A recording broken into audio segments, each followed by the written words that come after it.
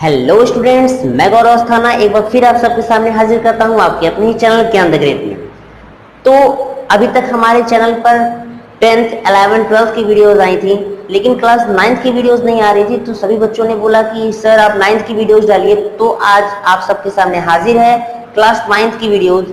तो आप जैसा कि आप जानते हैं कि क्लास 8 तक तो आपकी साइंस बिल्कुल भी सेपरेट नहीं होती है। सारे आपके फिजिक्स, केमिस्ट्री, बायोलॉजी, ईवीएस जितने भी आपके यूनिट्स हैं, सब यूनिट्स आपकी एक में ही कंबाइंड रहती हैं।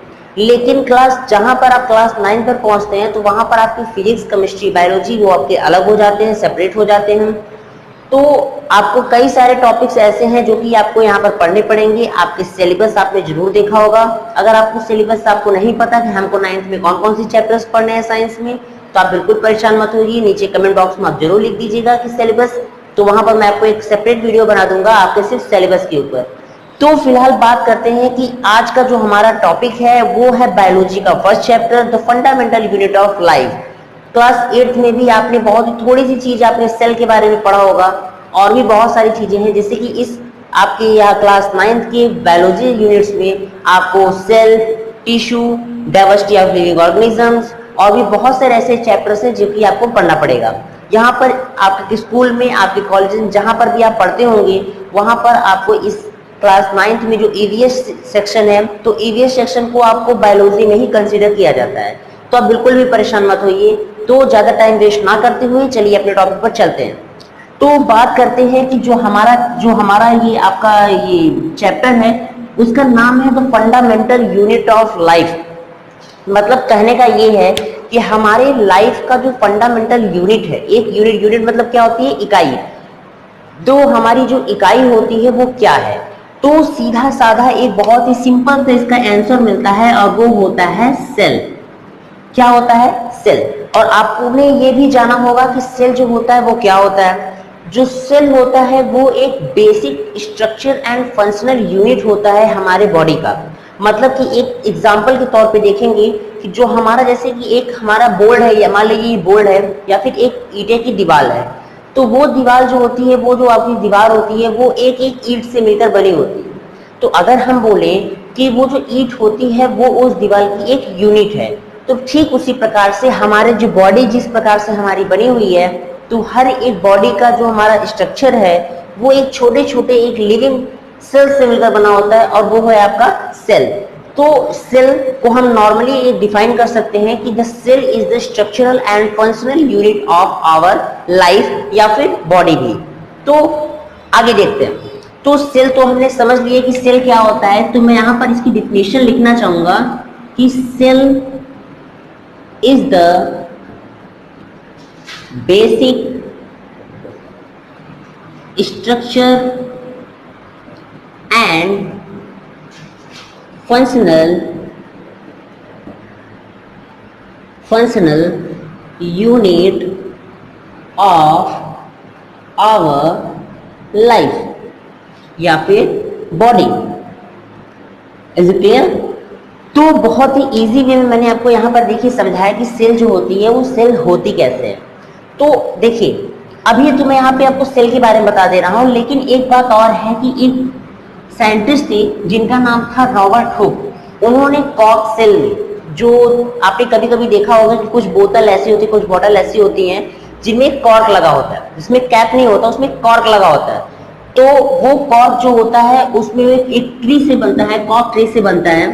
तो वो जो ट्री होता है, सबसे पहले जो रॉबर्ट हुक थे उन्होंने क्या किया था, उन्होंने सबसे पहली बार सेल का खोज किया था, इसीलिए उनको फादर ऑफ सेल भी कहते हैं। तो बात करते हैं कि सेल के बारे में। तो देखिए उन्होंने बोला कि जितनी भी लिविंग ऑर्गेनिजम्स होते हैं, जितने भी लिविंग ऑर्गेनिजम्स होते हैं, सभी लिविंग ऑर्गेनिजम्स क्या होते हैं? आपके छोटे छोटे सेल्स से मिलकर बने होते हैं। तो ये तो बहुत ही इजी है, बहुत ही आसान है, ये तो मैंने आपको समझा दिया है। लेकिन उसके बाद आप समझिए कि जो सेल होते हैं, सेल को हम 2 टाइप में डिवाइड कर दें। अगर आप बाहर कभी निकलते हैं, जैसे आप कभी बाहर जाएंगे, तो वहां पर आपको देखने को मिलता है कि जो मेनली जो हम 2 चीजों को देखते हैं जो कि लिविंग होते हैं, और वो 2 चीजें क्या होती हैं आपकी? एक तो आपकी एनिमल्स होते हैं और एक तो आपकी क्या होती हैं? प्लांट्स होते हैं। तो ठीक उसी प्रकार से हम इनको डिवाइड कर सकते हैं सेल जो होते हैं वो टू टाइप्स के होते हैं, first animal and second is plants. Is it clear? तो बात ये करते हैं कि अब हम लोग बहुत बार सेल के बारे में पढ़ ली, बहुत जान लिए, लेकिन एक बात ये करते हैं कि आखिर सेल दिखता कैसा है। क्या हम सेल को देख सकते हैं? हाँ, बिल्कुल देख सकते हैं, लेकिन हाँ, एक चीज आप ये ध्यान रखिएगा कि हम उसे अपनी नेकेड आईज से नहीं देख सकते हैं। उसको देखने के लिए हमें एक माइक्रोस्कोप, चाहे तो वो कंपाउंड माइक्रोस्कोप हो, चाहे तो इलेक्ट्रॉन माइक्रोस्कोप हो, सिंपल माइक्रोस्कोप से भी हम देख सकते हैं, लेकिन हाँ, वो सेल्स को जो बड़ी सेल्स होती हैं। तो एक फन फैक्ट्स के आपको बताने की मैं चाहूंगा कि जो वर्ल्ड की जो सबसे स्मॉलेस्ट सेल है, जो सबसे छोटी सेल होती है, वो होती है PPLO. PPLO PPLO PPLO means क्या होता है कि प्लूरो निमोनिया लाइक ऑर्गेनिजम्स। ये आपकी वर्ल्ड की सबसे स्मॉलेस्ट आपकी डिफाइन सेल्स होती है, मतलब अभी तक की खोजी गई सबसे छोटी सेल्स होती हैं। लेकिन हाँ, और अगर हम कहें कि वर्ल्ड की लार्जेस्ट सेल्स कौन सी होती हैं, तो जो वर्ल्ड की लार्जेस्ट सेल्स होती है वो होती है ऑस्ट्रिच एग। ऑस्ट्रिच एग मतलब कि जो शुतुरमुर्ग का अंडा होता है वो वर्ल्ड का सबसे बड़ा सेल्स होती हैं, जो कि लगभग उसका डायमीटर जो होता है वो होता है 18 सेंटीमीटर, 18 सेंटीमीटर उसका डायमीटर होता है। तो अभी इन सब जो फन फैक्ट्स हैं ये तो मैं आपको एक बाद में बताऊंगा, बट अभी मैं आपको अपने फिर से अपने टॉपिक पर चलते हैं। देखिए, हमारा टॉपिक मैंने आपको बोला कि जो हमारे जो सेल्स होते हैं उनको हमने टू टाइप्स में डिवाइड किया हुआ है। पहला होता है animal and second is plants. तो अब इनका ये सोचने वाली बात है, क्या हम लोगों के शरीर में जो सेल होते हैं, क्या वो सेल प्लांट में पाए जाने वाले सेल से बिल्कुल सिमिलर होते हैं? आप सोचने पड़ते हैं कि भाई हम लोगों में भी सेल पाया जा रहा है और प्लांट्स में भी सेल्स पाए जा रहे हैं, लेकिन तो प्लांट्स में जो सेल पाए जा रहे हैं क्या वो हमारे जैसे एकदम सेम होंगे? नहीं, ऐसी बात बिल्कुल नहीं है। तो अब हम देखते हैं कि इनका जो आकार होता है, इनकी जो शेप एंड साइज, इनके जो स्ट्रक्चर होता है वो स्ट्रक्चर किस प्रकार से होता है, हम वही देखते हैं। तो यहाँ पर देखिए मैं लिख दे रहा हूँ एनिमल, यहाँ पर मैं एनिमल सेल बना देता हूँ और यहाँ पर मैं क्या बना देता हूँ, प्लांट सेल। क्लियर? देखिए फिगर बना लेते हैं, फटाफट से हम लोग फिगर बना लेते हैं।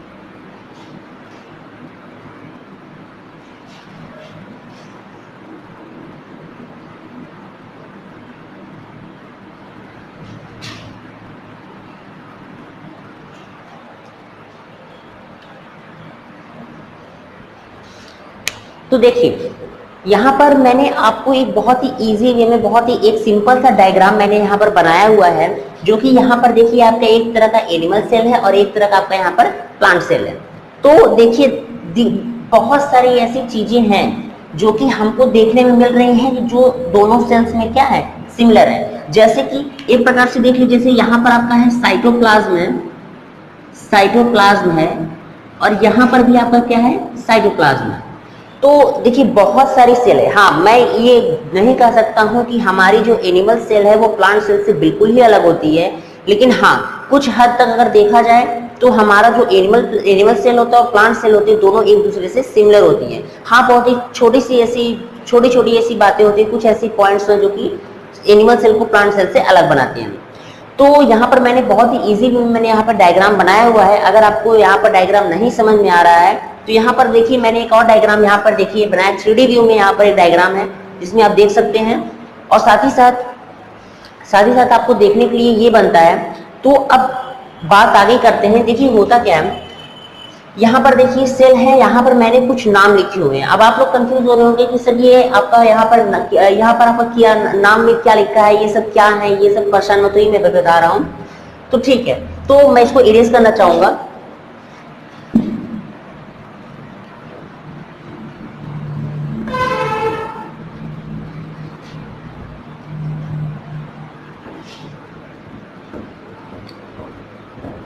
ठीक है, तो देखिए अब बात देखिएगा कि मैं एक नाम रखता हूं जिसका नाम होता है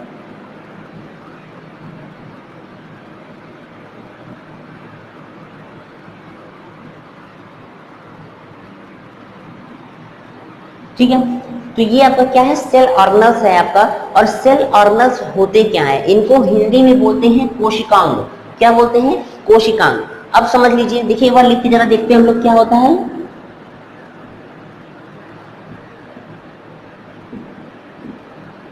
कोशिकांग होता है। अगर हम इसका संधि विच्छेद करते हैं तो देखिए क्या होता है,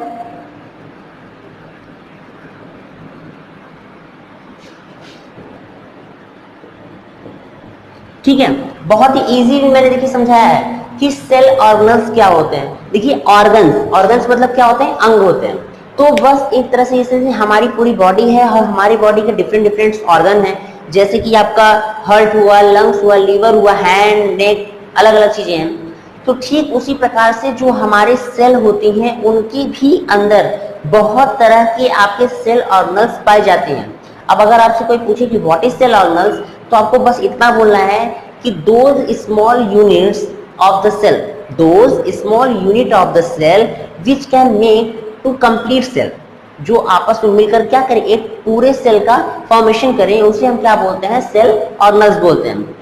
तो अब बात करते हैं कि सेल ऑर्गेनल्स, तो हम लोगों ने जान लिया कि सेल ऑर्गेनल्स कहते किसे हैं। तो अब जरा देखिएगा कि सेल ऑर्गेनल्स जो होते हैं वो कितने होते हैं और कौन कौन से होते हैं। मैंने आपको पहले ही बताया कि जो एनिमल सेल का जो आपके सेल ऑर्गेनल्स होते हैं और प्लांट सेल के जो सेल ऑर्गेनल्स होते हैं वो लगभग सेम होते हैं।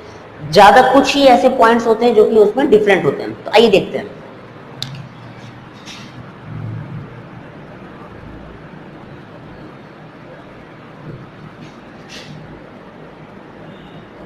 सबसे पहला क्या है, माइटोकॉन्ड्रिया है। दूसरा क्या है आपका,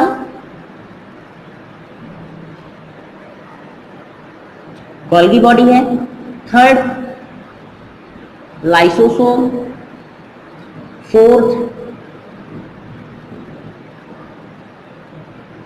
राइबोसोम। आगे न्यूक्लियस, न्यूक्लियोलस,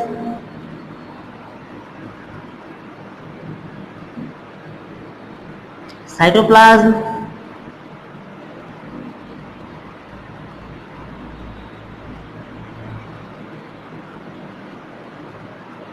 वैक्यूल्स। और भी कुछ छूट रहा है क्या, नहीं, और हमको नहीं लग रहा है नहीं छूट रहा है। एक और जो बहुत इंपॉर्टेंट है जिसका नाम है ER, लोग इसको ER बोलते हैं, लेकिन ये होता है, इसका फुल फॉर्म होता है इंडोप्लाज्मिक रेटिकुलम।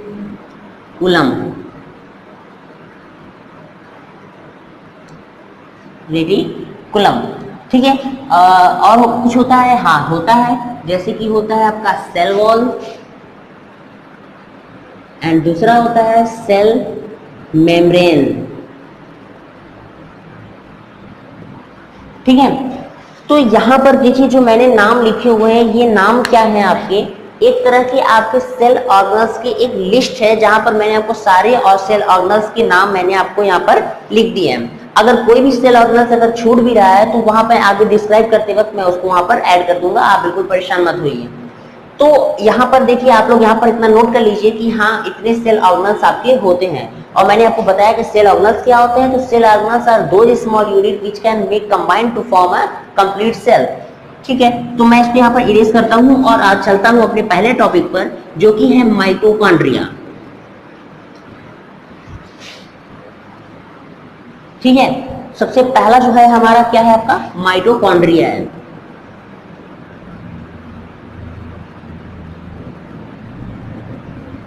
माइटोकॉन्ड्रिया, तो देखिए माइटोकॉन्ड्रिया जो है वो हमारे सेल के लिए हिसाब से अगर देखा जाए तो बहुत ही इंपॉर्टेंट सेल ऑर्गेनल्स है। और किस प्रकार से है तो आइए डिस्कस करते हैं। तो पहले इसके स्ट्रक्चर को देखते हैं कि इसका स्ट्रक्चर किस प्रकार से होता है। इसका स्ट्रक्चर जो होता है वो एक स्पिंडल शेप होता है, मतलब एक धागे के जैसा होता है, और इसीलिए इसका नाम माइटोकॉन्ड्रिया पड़ा है। इसीलिए इसका नाम क्या पड़ा है, माइटोकॉन्ड्रिया पड़ा है।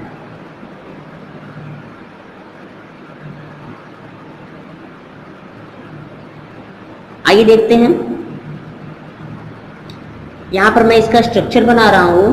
तो इसके स्ट्रक्चर के बनाने के साथ साथ मैं इसको थोड़ा सा डिस्क्राइब भी करना चाहूंगा कि देखिए माइटोकॉन्ड्रिया, सबसे भाई पहले जो चीजें हैं तो सबसे पहले हम लोग उनके बारे में कुछ जानते हैं कि माइटोकॉन्ड्रिया होते क्या हैं, क्या काम करते हैं, बाकी ये सब उनके बारे में समझते हैं। तो ठीक है, देखिएगा माइटोकॉन्ड्रिया जो है इसको सबसे पहली बार अल्टमान ने डिस्कवर किया था। अल्टमान ने इसको डिस्कवर किया था। लेकिन हाँ मेन बात होती है कि जो इसका जो पेटेंट होता है, जो इसकी क्रेडिट होती है, वो अल्टमान को नहीं जाती है। ये आपके रशियन दो साइंटिस्ट के ऊपर जाता है, जो कि हैं आपके सी बेंडा एंड कोलिकर, ठीक है। सी बेंडा एंड कोलिकर, ये दो ऐसे साइंटिस्ट थे जिन्होंने माइटोकॉन्ड्रिया को खोजा था।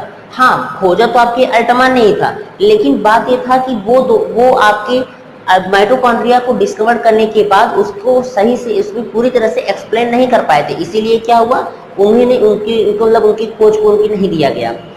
तो अब बात करते हैं इनके स्ट्रक्चर के नेम की। देखिए आपका बहुत ही इसमें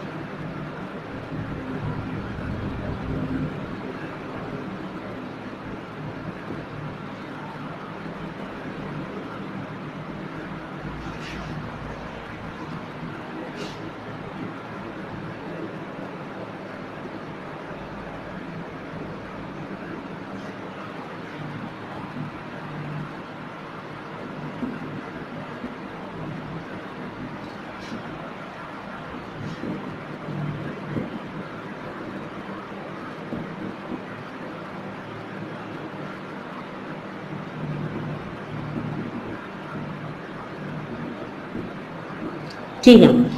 तो देखिएगा यहाँ पर मैंने माइटोकॉन्ड्रिया को बहुत ही अच्छे से एक्सप्लेन करने के लिए मैंने आपको यहाँ पे एक फिगर बनाया हुआ है। आप देखिए जरा सा, अगर यहाँ पर आपको एक अच्छे से फिगर नहीं समझ में आ रहा है तो यहाँ पर एक और फिगर दिख रहा होगा जिससे कि आपको अच्छे से समझ में आ जा रहा होगा। तो देखिएगा, समझिए जरा, माइटोकॉन्ड्रिया की जो स्ट्रक्चर होता है वो एक स्पिंडल शेप होती है। पहले इसके बारे में समझते हैं कि जो अल्टमान थे सबसे पहली बार उन्होंने माइटोकॉन्ड्रिया को देखा, और उन्होंने उसको देखा तो उन्होंने उसका नाम भी कुछ रखना चाहा, तो उन्होंने उनका नाम बायोप्लास्ट रखा। तो बायोप्लास्ट रखने का उनका मेन मकसद क्या था कि जो आपका ये सेल ऑर्गेनल है वो साइटोप्लाज्म में फ्रीली क्या होता था, मूव करता था, तो इसीलिए उन्होंने उसका नाम क्या रख दिया, बायोप्लास्ट रख दिया। लेकिन जब आपके सी बेंडा एंड कोलिकर ने जब इस सेल ऑर्गेनल्स को जब देखा तो इन्होंने क्या देखा कि आपका जो ये जो आपका सेल ऑर्गेनल है, इसका जो स्ट्रक्चर है वो एक स्पिंडल के जैसा है, एक माइटो के जैसा है। अब आप लोग सोच रहे हो सर माइटो क्या होता है? माइटो मीन्स होता है एक स्पिंडल शेप स्ट्रक्चर, मतलब धागे की जैसी संरचना थी, और कॉन्ड्रिया मतलब होता है स्ट्रक्चर। तो उन्होंने इनका नाम क्या रख दिया? माइटोकॉन्ड्रिया रख दिया, इनके स्ट्रक्चर के बेसिस पर। अभी आपको कोई नहीं बोलेगा कि हाँ माइटोकॉन्ड्रिया को माइटोकॉन्ड्रिया नाम किस बेसिस पर मिला, लेकिन माइटोकॉन्ड्रिया को उसका नाम उसके स्ट्रक्चर के बेसिस से मिला। माइटोकॉन्ड्रिया के बारे में हमें बहुत ही खास चीज जानते हैं जो कि आपका क्या है, सबसे पहली चीज जो कि इसको सबसे अलग बनाता है कि एनिमल सेल में पाया जाने वाला यह एकमात्र ऐसा सेल ऑर्गेनल है कि जो डबल लेयर मेम्ब्रेन होता है, जो 2 लेयर से घिरा होता है। तो एक तरह से इसको कह सकते हैं कि डबल लेयर, ठीक, मतलब इसमें कितने लेयर पाई जाती है? 2 लेयर पाई जाती है, जैसे कि आपको यहाँ पे देखने को मिल रहा है। ये आपका आउटर लेयर है और आपका ये इनर लेयर है। यहाँ पर मैंने लेयर्स लिख दिया है, सॉरी, तो यहाँ मैंने लेयर, ठीक है। तो यहाँ पर ये आपका एकमात्र ऐसा सेल ऑर्गेनल होता है जो कि 2 लेयर से घिरा होता है, जो कि आपका होता है inner layer and outer layer, ठीक है। इसकी जो इनर लेयर होती है, इसमें देखिए कुछ इनर फोल्डिंग्स पाई जाती है, कुछ मुड़ाव पाए जाते हैं, और इन मुड़ाव को हम बोलते हैं क्रिस्टी बोलते हैं, क्रिस्टियाई बोलते हैं। क्लियर हो गया? और इन क्रिस्टियाई पर बहुत ही बैडमिंटन रैकेट, बैडमिंटन खेले ना आप लोग, तो बैडमिंटन का जो रैकेट होता है उसके शेप का यहाँ पर आपके कुछ स्मॉल स्ट्रक्चर्स निकले होते हैं, जिनको हम बोलते हैं F1 पार्टिकल। F1 पार्टिकल के अलावा भी हम इसको एक और नाम से जानते हैं, जिसका नाम होता है ऑक्सीसोम। ऑक्सीसोम, जब आप हायर क्लासेस में जाएंगे तो आप ऑक्सीसोम के बारे में पढ़ेंगे कि ऑक्सीसोम जो होता है वो क्या करता है। तो ये आपने यहाँ तक तो जान लिया कि ये एकमात्र ऐसा सेल ऑर्गेनल है जो 2 लेयर मेम्ब्रेन घिरा होता है।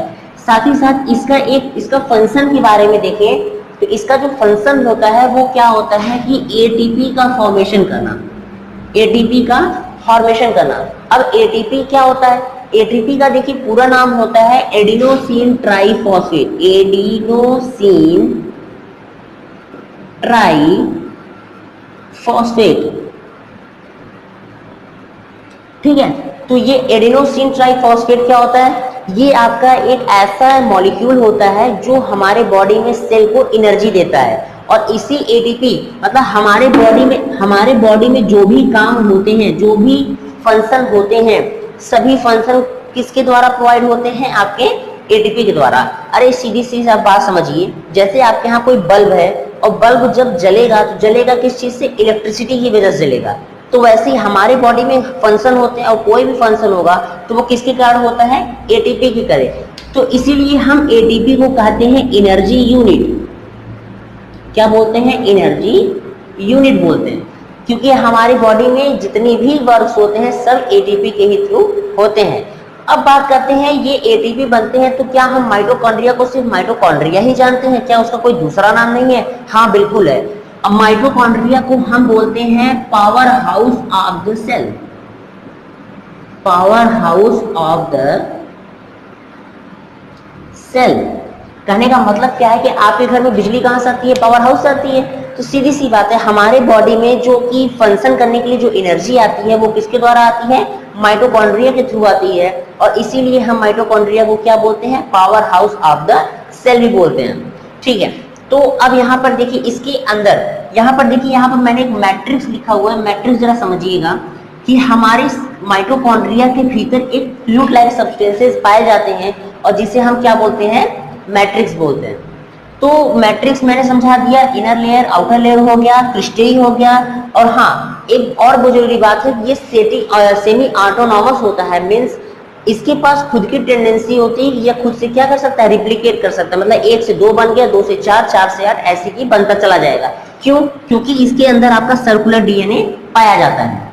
तो यहाँ पर तो मैंने इतनी चीजें समझा दी, साथ ही साथ इसमें राइबोसोम्स भी पाए जाते हैं। तो यहाँ पर मैंने आपको बहुत ही इजी वे में आपको माइटोकॉन्ड्रिया समझा दिया है। आप लोग उसको जरूर से समझिए, क्योंकि ये यहाँ से आपको क्लास 11th में, बीएससी में, और आपके बहुत सारे ऐसे यूनिट्स हैं जो कि आपके बीफार्मा में बहुत सारी चीजें हैं जो कि इसमें पाई जाएंगी। ये आपको फिर से पढ़ना पड़ेगा, और इसको और डीप लेवल में इसको पढ़ना पड़ेगा। तो मैं इसको इरेज करके चलता हूँ अपने अगले टॉपिक पर।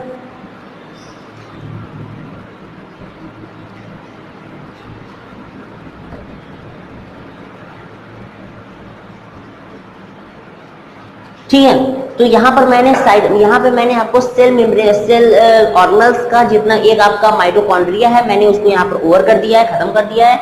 अब चलते हैं अपने अगले आपके, जिसका नाम है साइटोप्लाज्म। साइटोप्लाज्म बहुत इजी है। साइटोप्लाज्म क्या होता है? साइटोप्लाज्म हमारे सेल के अंदर, हमारे बॉडी में जो सेल्स होती हैं उन सेल्स के अंदर जो फ्लूइड सब्सटेंसेस होती हैं, जो कि लिक्विड सब्सटेंसेस होती हैं, उन लिक्विड सब्सटेंसेस को हम क्या बोलते हैं? साइटोप्लाज्म बोलते हैं। इसमें ज्यादा कुछ जानने वाली बात नहीं, ये ज्यादातर आपके वाटर एंड कार्बोहाइड्रेट की कंपोजिशन से ये मिली होती हैं। ये लगभग 90% तक आपकी वाटर होती है एंड 10% तक आपकी कार्बोहाइड्रेट एंड अदर सब्सटेंसेस होती हैं। तो यहाँ पर तो साइटोप्लाज्म कुछ जानने वाली बात नहीं। साइटोप्लाज्म और माइटोकॉन्ड्रिया दोनों जो है वो आपके animal cell and plant cell both में आपके पाए जाते हैं। फिर आगे देखते हैं, अपना जो अगला है उसका नाम है आपका राइबोसोम। क्या है? राइबोसोम। देखिए बहुत ही स्पेशल टाइप ऑफ आपका सेल ऑर्गेनल है जिसका स्ट्रक्चर कुछ इस प्रकार से होता है। ठीक है, राइबोसोम जो होता है वो हमारे सेल में, उसका फंक्शन क्या होता है कि ये हमारे बॉडी में प्रोटीन का सिंथेसिस करता है, इसीलिए इसको हम प्रोटीन फैक्ट्री के नाम से भी जानते हैं। क्या जानते हैं? प्रोटीन फैक्ट्री के नाम से। राइबोसोम जो होते हैं वो 2 टाइप्स के होते हैं, जिसमें पहला होता है 70S का और दूसरा होता है 80S का। मतलब 70S एंड 80S दो आपके होते हैं, जिसमें पहला आपका देखिए ये जो है ये आपका 50S एंड 30S का होते हैं, और जो दूसरा है आपका क्या होता है 60S एंड 40S के होते हैं। अब समझिएगा, राइबोसोम ध्यान समझिए, जो राइबोसोम होते हैं वो हमारे बॉडी में जो सेल होते हैं उनमें क्या करते हैं?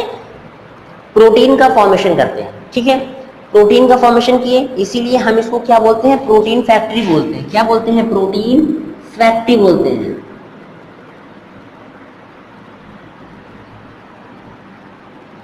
ठीक है, इसको हम क्या बोलते हैं? प्रोटीन फैक्ट्री बोलते हैं। क्यों बोलते हैं? क्योंकि ये प्रोटीन का फॉर्मेशन कराते हैं। राइबोसोम जो होते हैं वो दो टाइप्स के होते हैं, जो कि जिसमें पहला आपका देखिए क्या है 70S और दूसरा क्या है 80S होते हैं। ये यस जो है आप लोग कंफ्यूज होंगे सर ये यस क्या है? देखिए एक साइंटिस्ट थे जिन्होंने इनके यूनिट्स की खोज की थी, और इनका जो यस है वो दिखाता है स्वीडबर्ग यूनिट, और इसको हम क्या बोलते हैं? स्वीडबर्ग यूनिट भी कहते हैं। तो अब बात समझते हैं कि जो 70S होते हैं ये 2 यूनिट से मिलकर बने होते हैं। एक तरह समझिए, जैसे कि मान लीजिए ये हमारा स्मॉल यूनिट है और ये आपका लार्ज यूनिट है, दोनों यूनिट आपस में मिल गए और बन गया आपका राइबोसोम। तो ठीक उसी प्रकार से यहाँ पर 2 यूनिट पाई जाती है, एक होती है आपके लार्ज यूनिट